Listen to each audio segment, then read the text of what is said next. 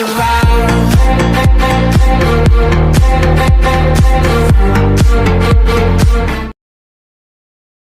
Hai, Assalamualaikum dan salam sejahtera. Nama saya Rida Sari Muhammad Syarul Anwar dari kelas 4 Bakawali.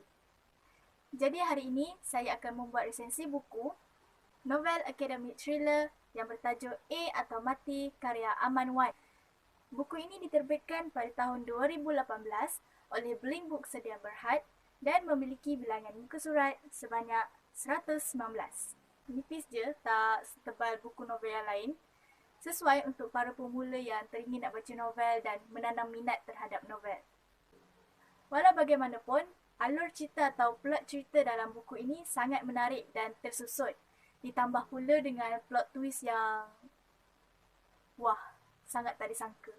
Bahasa yang digunakan pun tak terlalu tinggi, sesuai untuk menjadi bahan bacaan pada murid sekolah rendah dan juga sekolah menengah. Jadi kita terus pada resensi buku. Buku ini menitik beratkan tentang masalah disiplin pelajar, terutamanya di kalangan remaja yang dikhawatiri akan melahirkan atau mencetuskan remaja yang bermasalah dan terlibat dalam masalah gejala sosial. Oleh itu, kerajaan mengambil inisiatif untuk menubuhkan akta baru, iaitu Akta Peperiksaan Merah, sebuah peperiksaan yang menjadi gelanggang neraka untuk remaja-remaja yang berdosa.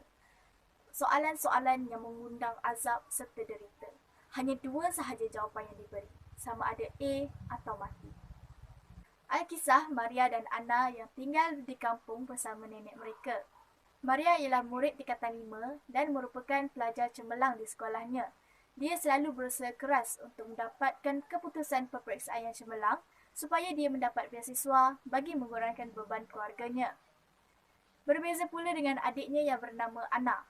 Anna ialah murid tingkatan 3 dan merupakan seorang remaja yang liar. Dia suka akan pergaulan bebas dan berkawan dengan kawan-kawan yang mempunyai masalah gejala sosial. Hubungan adik-beradik antara Maria dengan Anna menjadi renggang setelah peristiwa titik hitam berlaku dalam kehidupan mereka 5 tahun lepas, di mana ibu bapa mereka meninggal akibat kemalangan jalan raya. Sejak daripada peristiwa itu, Anna beranggapan bahawa Maria lah yang menjadi penyebab utama kejadian tragis itu berlaku. Pada satu hari, Anna hampir dirogol oleh teman lelakinya yang bernama Fattah. Setelah mendengar kejadian itu daripada mulut adiknya sendiri, Maria berasa bengang dan tak disangka Maria terlibat dalam kes pembunuhan Fattah.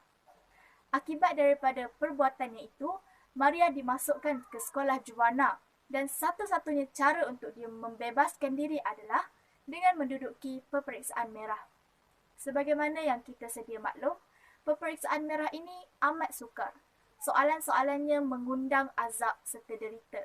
Sehingga kan graduan yang berhasil lulus daripada peperiksaan merah ini tidak beremosi.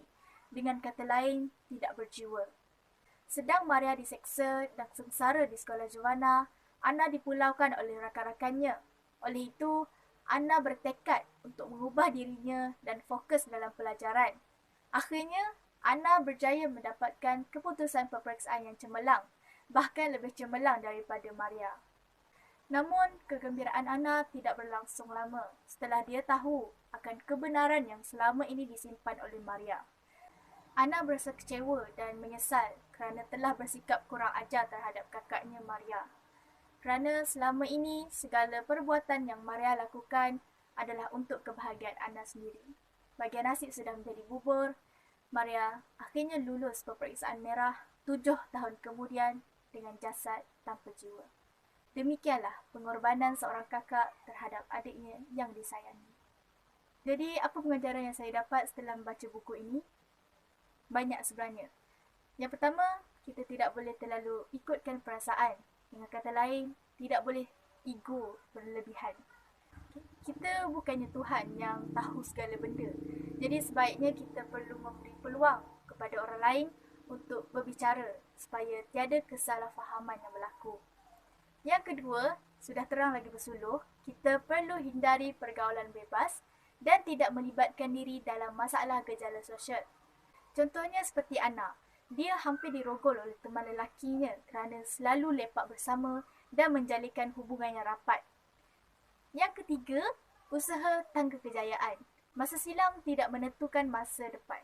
Hanya dengan usaha yang dapat mengubah masa silam yang kelam menjadi masa depan yang cerah.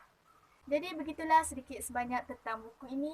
Jikalau anda berminat untuk mengetahui lebih dalam kisah Maria dan Anna, anda boleh dapatkannya dengan cara membeli atau meminjamnya di perpustakaan. Sekian, terima kasih.